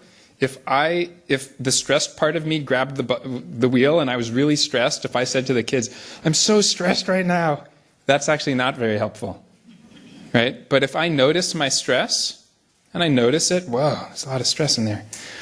Let me let this really stressed part sit right here and take the wheel. And then just be able to say to the kids, hey kids, I'm just noticing. I'm noticing a lot of stress right now. I'm doing my mindful breathing and my awareness because of it. What do you all notice? Right? And then the kids, they learn from us that, all of these emotions every human being has them. To be human is to feel anxious, to feel sad. This is just how our bodies work. But when we're able to notice them and work with them and then show to the kids, yeah, we all feel these and we deal with them differently. How do you deal with them? Here are some different ways. Here are some different tools to play with the emotional experience, right? So the last intelligence that I'll talk about is around global intelligence. And I'm really interested in the idea of environmental intelligence. How do we use mindfulness practice to be able to be aware of our impact on the world? So one thing that I often do, let's say we take this cup again, as you pointed out, and I talk about, let's be very mindful of this cup, and let's understand, if I asked all of you, where did this come from? Like, what is this thing? So not just, with mindfulness we feel into our bodies and notice our breath, our bodies, our minds, but also, let's be mindful and look at this and think, where did this thing come from? What did it take to get it here? What is this? Right? So anybody have any ideas? What is this thing? Dinosaur? It's a dinosaur. Ding! It's old, ancient shells and dinosaurs, and it's ancient life that's been under the ground for millions of years and compacted and dug up and turned into this. This is actually a pretty profound thing, right? Somebody has to bring it here. Somebody has to bring it here and use more dinosaurs for the truck. Yeah, and somebody had to bring it and do all of these different things. So you could make you could track all of it. How did that happen? And there's some water in there too. Does anybody know where, like when you turn on the tap here, where does the water come from? It's a big lake up north. Up north. So it's like a reservoir, a big lake. To the east. To the east. So that's another question. I'm always, there's usually people like kids in the United States, like if I'm in Oakland and I say, when I turn on this tap, where does that water come from? Most of the kids don't know. Most of the teachers don't know. There's a real kind of disconnection. They're like, I don't know, it's just water, it just comes. Or I'll ask them, where does your garbage, when we put it, we might say it goes away, but where's away? Where is that? Do people know, where does your garbage, if we threw away the garbage? Anybody know where it goes? Yeah, you guys know. So usually in Europe, people know all of these things. At least from my experience in Austria and Germany and different places. But I'm really interested to help kids kind of get these deeper questions. Where does this thing come from? What is this thing? Right? It becomes much more difficult if I take this and say, okay, how about this one? Where did this come from? What's the origin of this? Right? And that would become like a graduate school thesis, right? Where does all of these parts come from? Let's look at it. Let's kind of explore. And the difficulty with that is that when you really look at where those things come from, you get to some kind of difficult places, right? Even just this, right? We say like, oh yeah, we needed a truck. This is contributing to climate change, and for me that's actually really important, right? Working with kids where we're saying, yeah, let's notice that every time I buy something, every time I throw something away, this is part of our awareness. In the same way that when we breathe and notice our emotions, what we do is we say, yeah, it's okay to feel sad, and here's some ways that you can work with your sadness to be more human, to be more relaxed, to be more present. In the same way we look at the environment and we say, yes, this is oil. This came from the ground. Let's admit it. That's what mindfulness is. Let's admit the truth of what's happening in the present moment, even if it's really sad or scary. And we say, yep, that's what this is. And then what can we do? If we're really mindful of our impact on the earth, then what choices do we make? How can we make a better impact? Right? So I'm really interested in that, in this way that mindfulness becomes this social and this global experiment. I was just doing this thing. I do something in the United States, in California, where I work a lot with teenagers doing coming-of-age rituals. So when kids are 12 or 13, I start working with them up until when they go off to college, working with them about how to become more mature, responsible, very conscious people. And so I just had a group of them. I started when they were 12, and we would go out into nature a lot. And they just all graduated from high school and they're all 18 and going to college. So we did a big final ritual at the very end of this time together where we invited all of the families.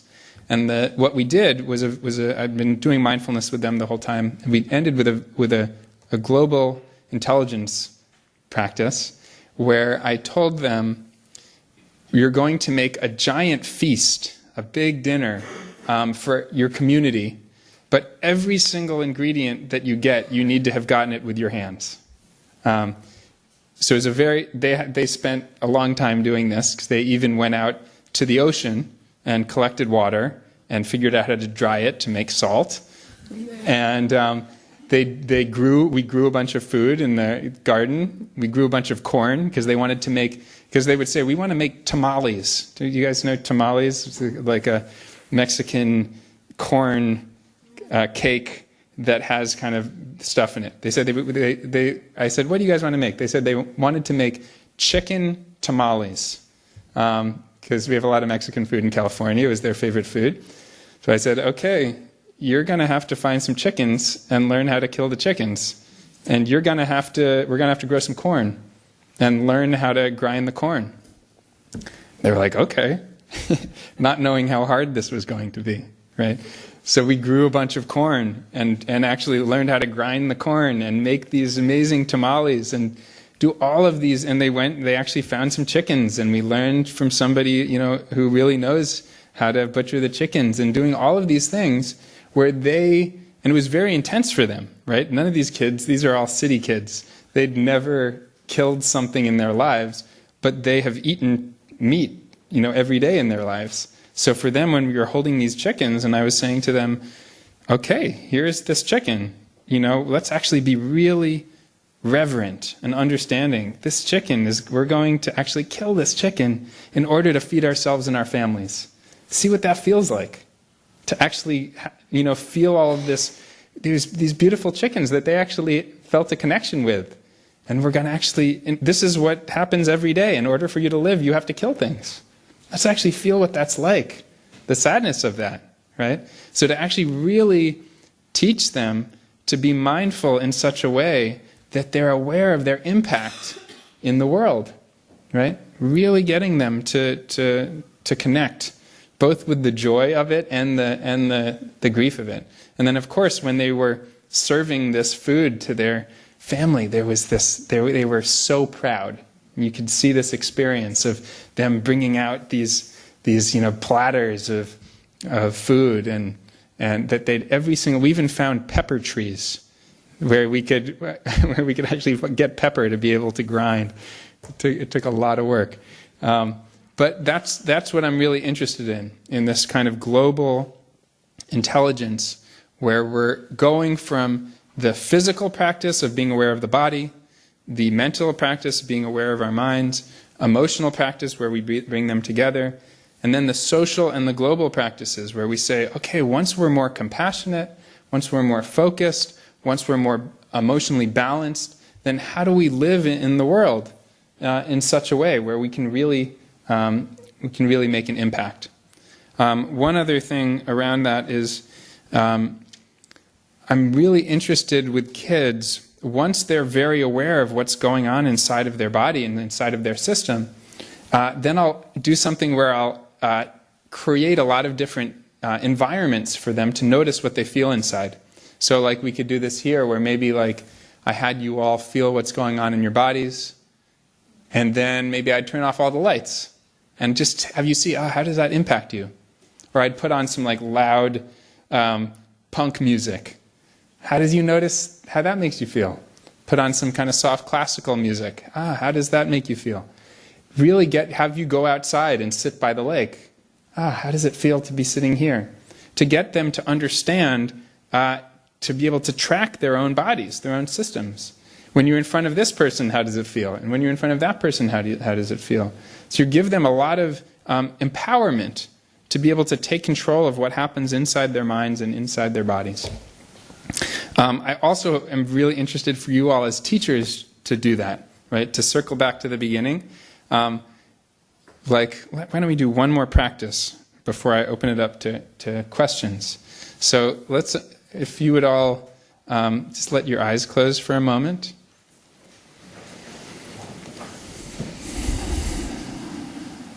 And what I'd invite you to do is imagine that you went into school tomorrow, and the school had been totally transformed into like the most mindful, compassionate place in the world.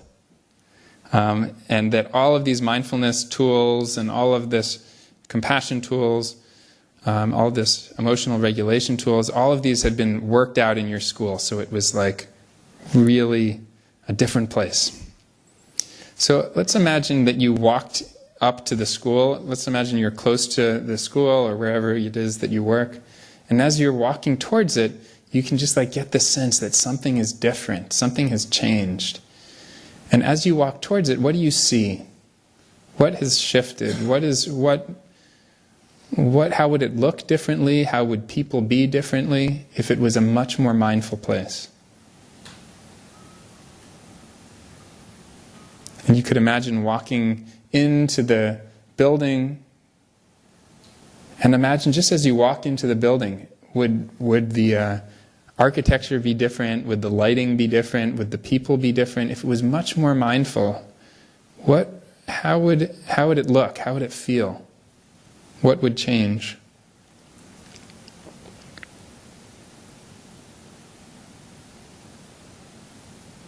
And as you walk towards the room where you teach, just imagining the people, the place, as you go into the room, how would your room be different if it could be totally mindful? Even if you could change the architecture, you could get different light in there, you could get different pictures, or how would it feel if it was like the most mindful, compassionate place that you wanted? How would it look?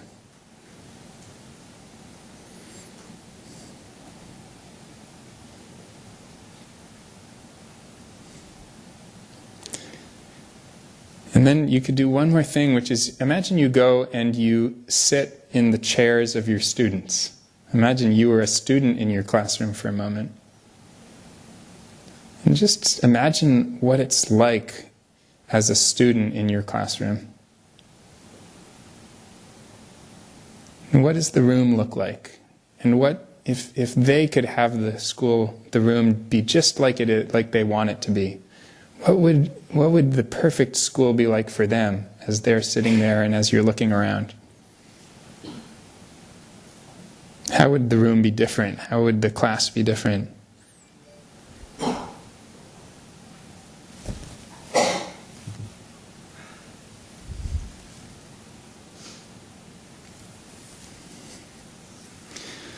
And then when you're ready, just kind of letting the images fade and just taking a few mindful breaths.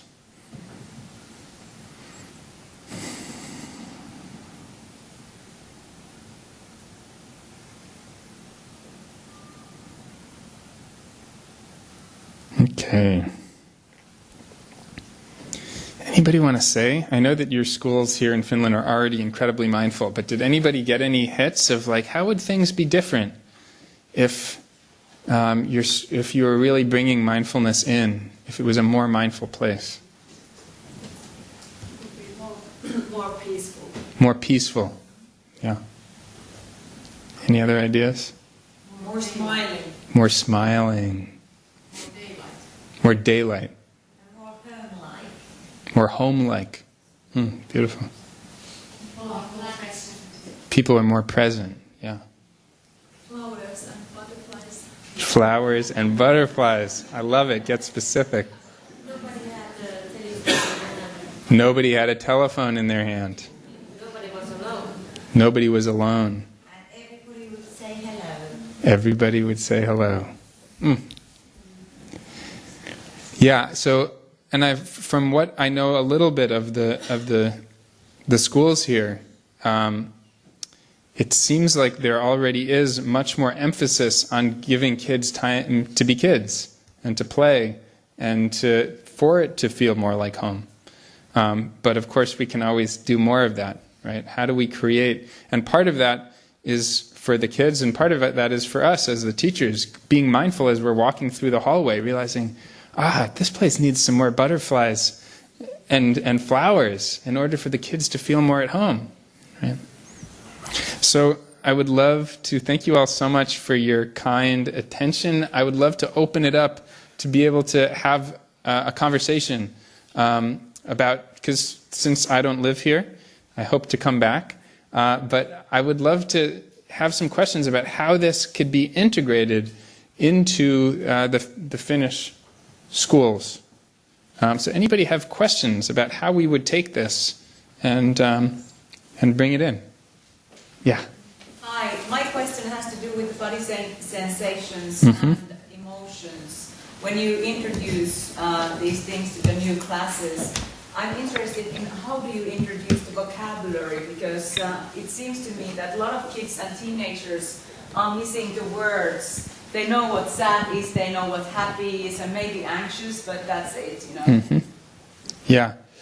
So I find, and this is why I do it, because when I would first try to teach this in a school, and I would say, I'd get maybe to an emotion lesson, and I'd say, what do you feel inside? And kids would have no idea what I was talking about. Or they'd say, I don't know, it's a little fuzzy or something, right? So sometimes you have to actually work with them. And this is why, I'll tell kids, okay, just be aware of what's in your hand. And maybe one kid will say, I felt an itch. And that's it. I'm like, okay, let's try again. How about let's blow on our hands? Okay, what'd you notice? Okay, now rub your hand really hard on your pants. And usually kids will be like, oh, it was hot. Okay, oh, hot, cool. So we can, but temperature, it can be hot or cold. Okay, let's massage it. Oh, you feel kind of pressure? Okay, cool, we can feel pressure. So I like to actually, as much as possible, I want the kids to give me the definitions, right? So I don't want to go in and say, these are all the things you can feel in your body, right? Usually, if you're teaching in an exploratory way enough, the kids will be able to supply all the answers, right? And it'll come from them. So you might have to do some things like that, like when you're teaching the stress thermometer, you might have to say like, let's tighten our whole body up and think about something that we're really stressed about. And then, okay, what does your body feel like right now? Oh, it's tight? Oh yeah, tight, right? Oh, your jaw feels clenched, right? We can help them experientially to say what's going on there. And usually I've found that if you kind of take them in that voyage, they'll be able to understand it. Yeah. Yeah. Yeah. How about parents? What have they know about this? Yeah. So as much as possible, when I'm working with, when I first started doing this work, I would just go into the classrooms and teach. And I got very good experiences, but then I realized pretty quickly that it's going to be more helpful for me to teach teachers how to do this. So it's not me just coming into the school, but the whole school, right? So I've did a lot of work with teachers, with principals, and then, of course, parents. So in a lot of schools now, what we end up doing is parents are as stressed as teachers and kids. And also, if all of the parents in the school were practicing mindfulness and were aware of this, you probably would have to do less mindfulness with the kids. Right? Because so much of the stress that, at least in schools in the U.S., so much of the stress comes from the parents and comes from home into the classroom. So we do a lot of work with trying to get parents to come in and to be learning these together. We find all the time when I teach these lessons to kids, the parents will come up to me and say, "My kids, came home and I was like yelling at my kid." And my kid said, "Mom, just practice some of these vacuum cleaner breaths." So sometimes they're kind of happy about that, and sometimes they're annoyed. But often the kids will go home and teach their parents or teach their siblings. And so I do really like to inform the parents about it, to give them to have a group, after-school group, where they can come and practice it too, so that they understand it. I've very rarely had parents be upset about what we're teaching.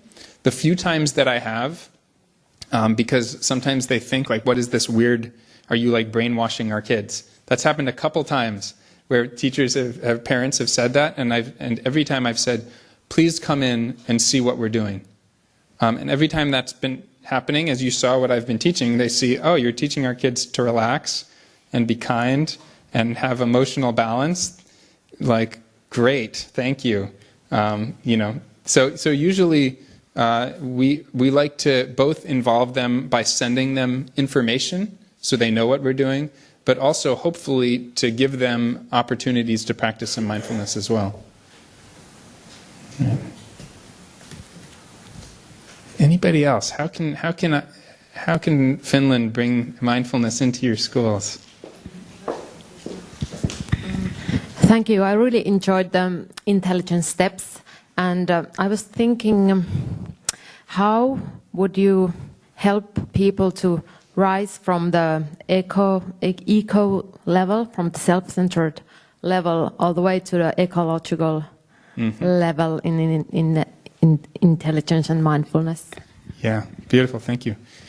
So for me, in a kind of developmental psychology model, if you look at developmental psychology in terms of mindfulness, right, we begin with being basically just compassionate to ourselves. So it's pretty easy for a little kid to be compassionate to their own experience, and we start there with kids. We say, like, great, let's be compassionate to ourselves. Let's feel our bodies.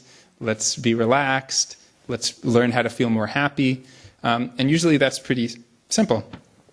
And then what we're doing with kids, as we know, very little kids, it's much harder for them to be empathic and compassionate to the kid next to them that takes their teddy bear, right?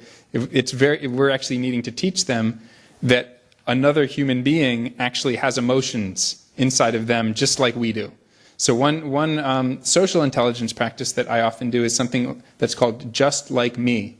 So I have kids picture somebody else, sometimes somebody that annoys them, and picture that person, and then to think in their mind, just like me, this person wants to be happy. Just like me, this person wants to have friends. And to see if we can actually build that intelligence inside of them, where they're actually aware, oh yeah, this person also has feelings. So basically, we build these levels developmentally of compassion towards self, compassion towards classmates, people right next to us, and then we want to keep building that, and that's what development is. That's what I was doing with this these boys that I was having going out and collecting salt, and is I was saying, okay, let's go out this next level and see. Okay, let's have it maybe different people in other parts of the world. Let's see if we can be mindful of how they feel. Okay, how about a chicken? How about the water that's running, that we're picking up and taking, right? Let's actually be aware that, the impact that we have on everything, the impact that everything has on us, right? From a very kind of scientific level, where we're looking. Oh yeah, what is my impact if I buy this cup and it has this effect? So you're kind of building this understanding, and I want to keep it as a physical and emotional thing. So sometimes we do a kind of more scientific idea of like, let's look at our carbon footprint. So the idea of a carbon footprint is great because we're getting like, oh, what am I affecting the planet? But I want to connect it to the heart and the body, right? Where we're saying, let's notice. Actually, this is not some idea. This is right here. This is what oil looks like. Right? Wow. And how great it is. I love that I have this. It's really useful.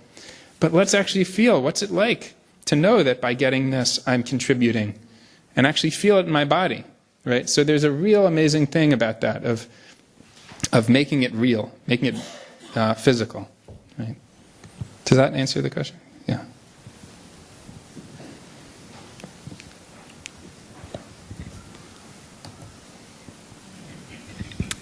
Actually, I received a couple of practical questions before the afternoon.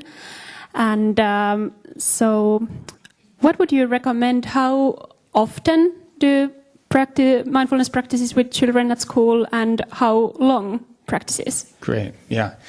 Usually when I do longer trainings, I go very in depth about how to actually integrate the practices into schools. In the book that's just being published, I go into all of this as well, much more kind of structured ways. So there's two different main ways of teaching, of bringing this into schools. The first one is what I call mindful moments. So there's a lot of schools that I know that are just maybe on the loudspeaker in the school. A few times during the day, there's a little moment where they say, okay, let's all just notice where we are in our stress thermometer, or take a few breaths. Or in the class, we begin with a going around of in the present moment, I feel. There's just little ways that we can kind of slow down and just have moments of practice, right? Maybe at lunch, everybody takes a few mindful bites before they eat. Let's just take a minute where you just kind of taste the food, you breathe, and then. So I know a lot of schools that are doing that, where it's a very simple thing, but it makes a big impact. Just right in the beginning of your math class, you say, okay, just for a minute, we're just going to breathe. Every in-breath, notice any stress. Every out-breath, let yourself relax. And it's just a minute, right? That can have great impact. The second type, though, is when you really go through lessons like I was teaching. So to really go through a lesson where you're getting to know your emotions, you're really working with each of these things, you need a little bit longer, right? And I have a whole structure of how do you introduce a lesson? How do you give, what I do is I lead the lesson, I give time for kids to have a discussion about it. I usually have a mindfulness journal where they write about what they were experiencing. So I really give them time to learn about each of these aspects.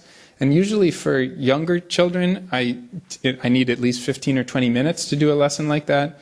For teenagers, older kids, maybe 20 minutes to an hour. Sometimes I do really long classes with older kids because they basically become like philosophy classes where we're talking about what's happening in our lives and what we're aware of and what's going on in our minds. So it becomes really good, kind of a club. And I know that in Finland, since all of you are doing, there's a lot more where kids can actually opt in to certain classes if they have specific directions they're interested in. So if they're really interested in kind of psychology and the mind and, you know, more of a kind of direction like this, to be able to have classes where they're going much more in depth about, yeah, let's become aware of what's going on in ourselves. Yeah.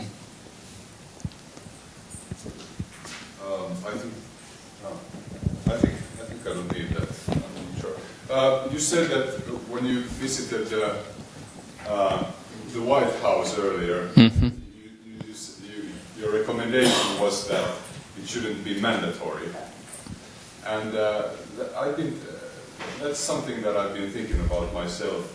The question, for example, when I used to start my lessons in high school with a 5-minute practice or so, and I noticed this autumn I actually stopped doing it. Somehow I needed a break, yeah.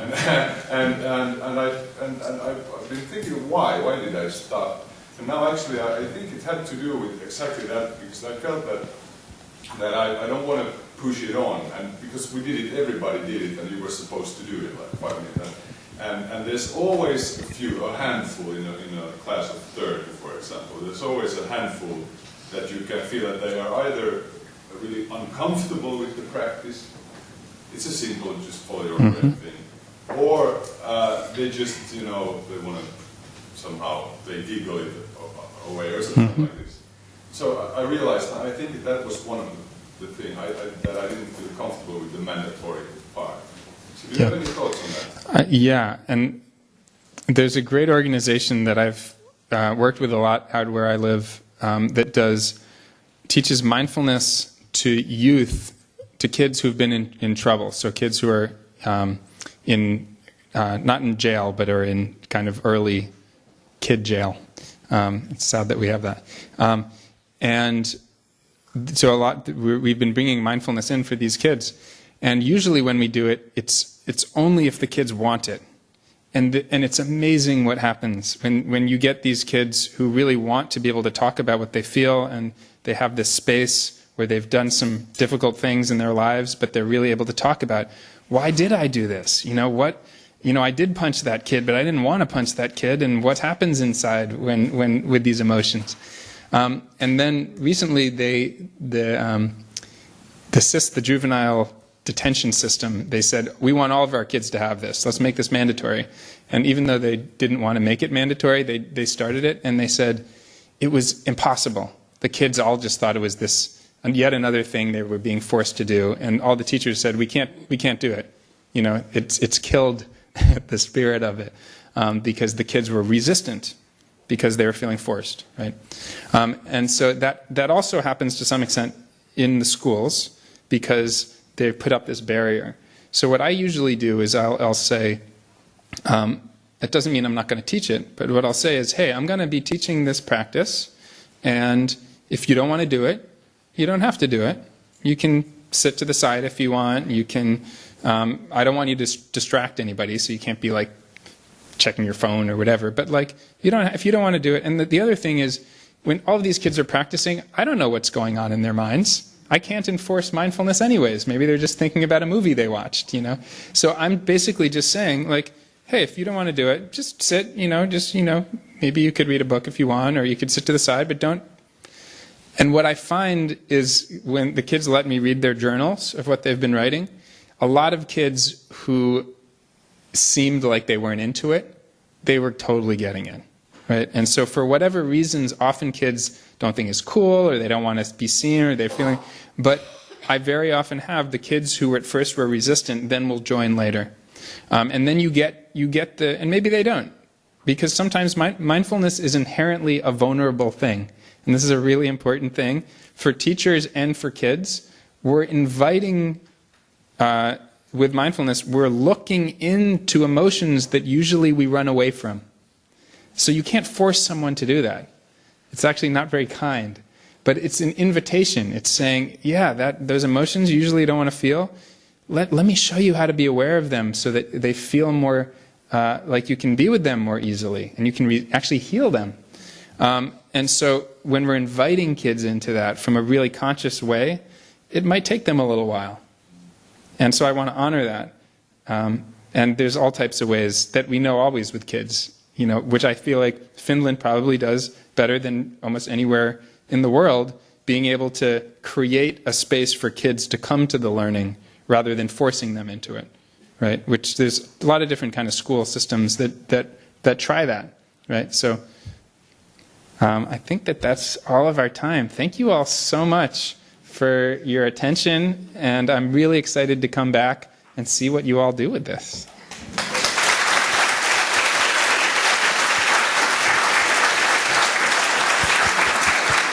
So thank you, Daniel, for this interesting and inspirational lesson. And we are really glad that you shared your ideas with us. And now the afternoon will continue in the cafeteria. We have the cocktail event. And we can continue the discussion and share ideas together. Mindful cocktails. Mindful cocktails. And so on behalf of our Healthy Learning Mind group and PS Kustannus, so I thank all of you participating today. Thank you. Thank you.